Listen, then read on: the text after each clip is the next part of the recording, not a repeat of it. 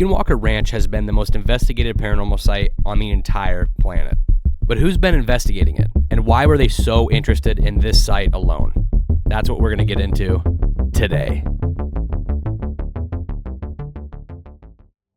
Terry and Gwen Sherman and their kids moved to the ranch in the fall of 1994. Previous to them was Kenneth and Edith Myers. They were the owners since the 1930s. When Terry and Gwen first arrived to the property, they said it was boarded up and barricaded and locked up, like they were trying to keep something out. There were metal bars on the windows and chains from the doors that looked like they had guard dogs attached to them. Although they found that odd, Terry and Gwen bought the property because they thought it would be perfect to raise their cattle. But what they didn't know is that the next events in the following years would haunt them for the rest of their lives.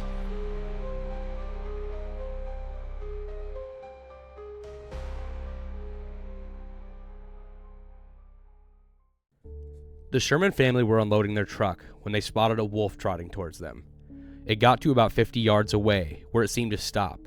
Judging by its size against the fence post, it was much larger than a usual wolf. As the wolf continued to get closer, it seemed tame about, and almost like a pet, and its blue, piercing eyes made it almost look intelligent. It got so close to Sherman, he was able to pet it. The cows that were grazing were spooked by its presence, except for one small calf, whom stuck his head through the fence to investigate. As soon as the Shermans realized the danger of this wolf, it had already darted across the fence and grabbed the calf by its neck. Terry grabbed an axe handle and beat the wolf, but to no success. "Get my Magnum," Terry said, and his son ran to the truck and grabbed his .357 and handed it to his father. A shot rang out, but seemed to have no effect on this huge wolf. As it continued to kill the young calf, in desperation, Terry fired another shot, but again, to no effect. The wolf finally backed off after a third shot, and it stared at Terry. The rancher was stunned. No injury and no blood could be seen after 3 shots. With the 4th shot, the animal retreated another 30 feet, but something felt horribly off, as the wolf stood there, almost unharmed, and had an unconcerned look. Terry grabbed his .30-06 and aimed at the animal that was still standing completely still.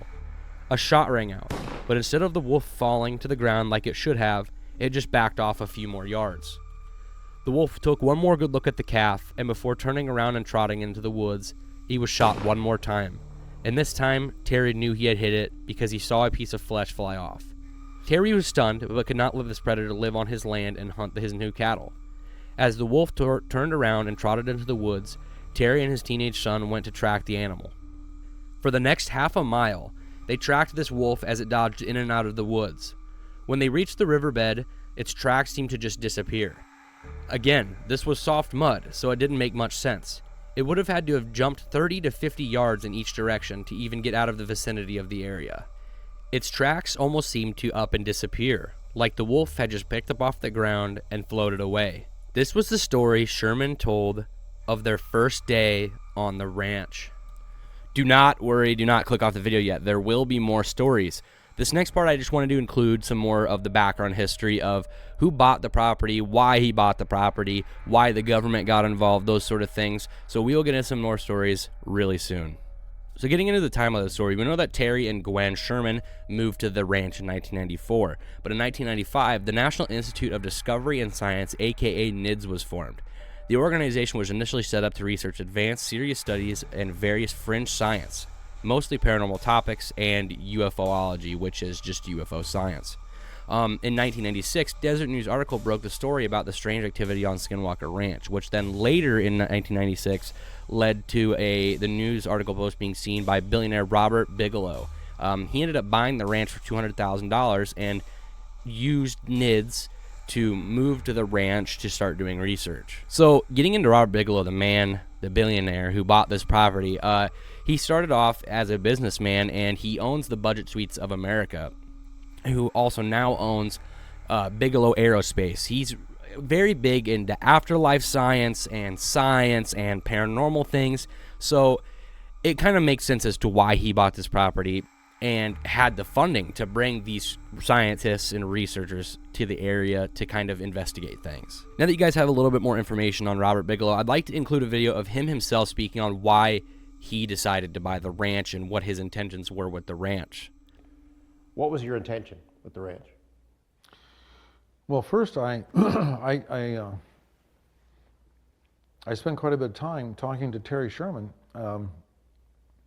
He and his wife and 2 children lived there. He was the owner, and they operated the ranch, and they raised cattle there, and they had a phenomenal diversity of encounters. And I believe that this guy was a squared away. He was a straight shooter. He wasn't throwing baloney at me, and these encounters were real. And so he was in an exhausted situation. His wife wound up getting fired from the bank because it leaked out that these things they were preoccupied as a family and discussing these kinds of things once in a while with select people, thinking they could trust somebody, and these things were kind of happening, and it was like, gee, these people are so weird, you better not get anywhere near them. And it cost her job at the bank for no reason other than this. And so Terry and I made a deal, and providing he would stay on because I needed somebody there. In addition, he had he had literally backyard knowledge of things, and so he stayed on for quite a while. Whatever the intelligence is there, it's hard to categorize, right? I mean, you go in, I mean, you're initially attracted because you hear stories about flying saucers, then you realize it's a lot broader than that. Yeah. It's hard to figure out what it is, though, because it was so elusive. I know even now, after all the attention that's been given to it, people have a hard time buying the idea that something intelligent would show you glimpses and not let you ever get your hands around it. Right. I did not know with whom we were communicating.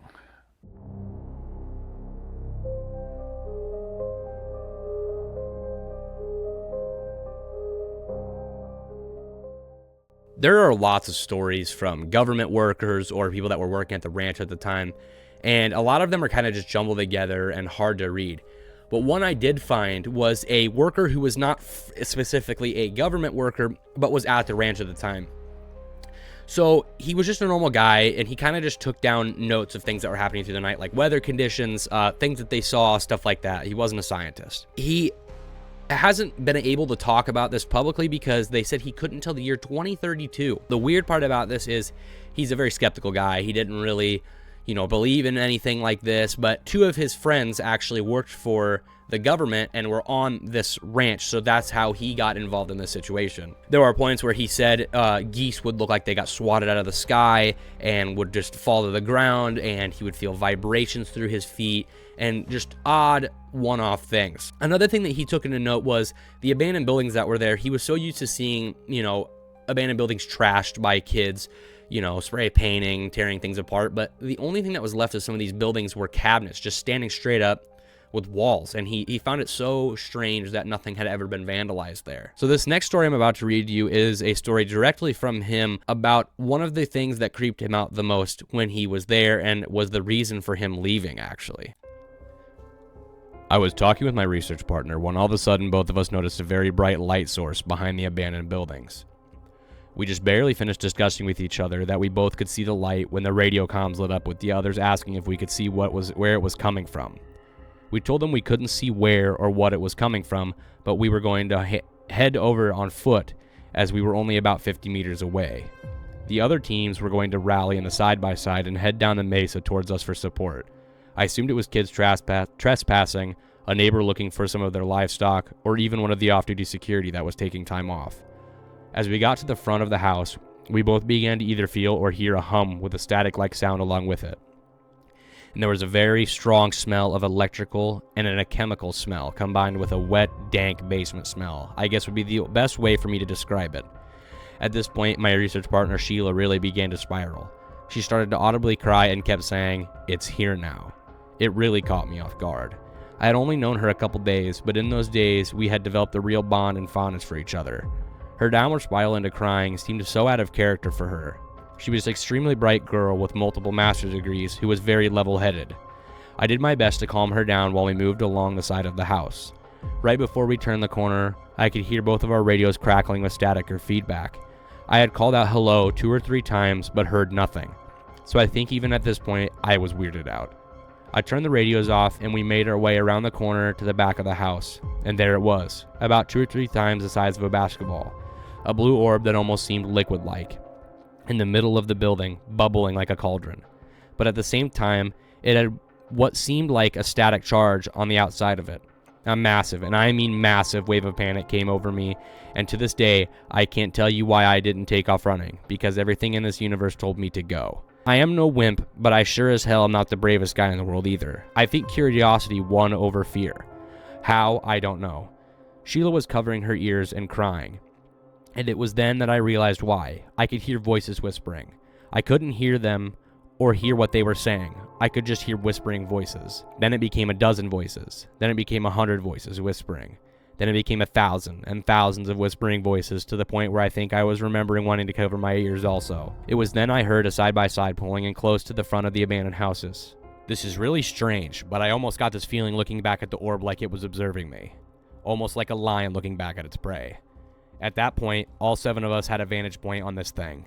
The only thing that we could describe at later times was some sort of anxiety. The orb shot off like a bullet out of a gun. When I gained a more aware state of mind, I noticed that the natural noise had re-emerged from the silent state it was in. The bugs, the frogs, and the wind began to reclaim the ranch's audible sounds. Sheila at this point was a total basket case and had to stay close to me for the next 2 months.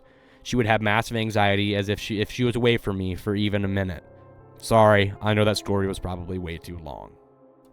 With that story being said, and getting into more of the government type of associations, I'm going to show a small clip from the History Channel from a few years ago of the exact government officials that have more recently been involved in these investigations.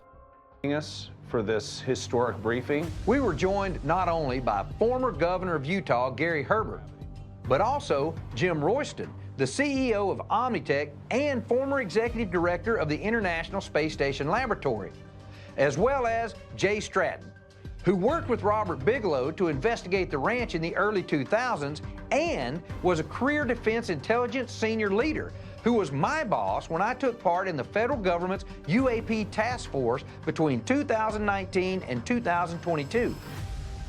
I think it's important that we dive right into the material and the findings from the recent months of investigation and research, which has been more groundbreaking and historic than ever before. So with these government officials coming in and more scientists coming in with more years of experience, things like that, we're getting more footage. Now, these government officials we just talked about in the clip I just showed, they have footage from this meeting of things that they actually captured on camera. Now, and you know, with science, we UFOs, people believe them, people don't. Paranormal people believe it, people don't. But some of these videos and this evidence is pretty impressive, and we will be showing you that clip now. Here we have a relief.